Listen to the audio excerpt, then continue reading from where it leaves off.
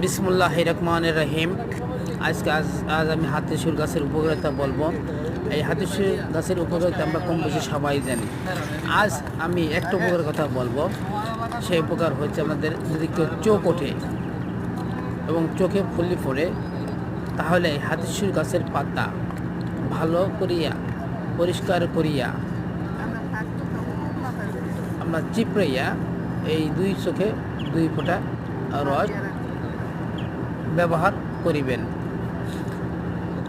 এরকম 2-3 দিন ব্যবহার করিলে পরেই আপনাদের চোখ ভালো হয়ে যাবে। আপনারা সবাই জানেন এবং কি উপকারিতা হয় তা অন্য একটা ভিডিওতে আমি বলবো।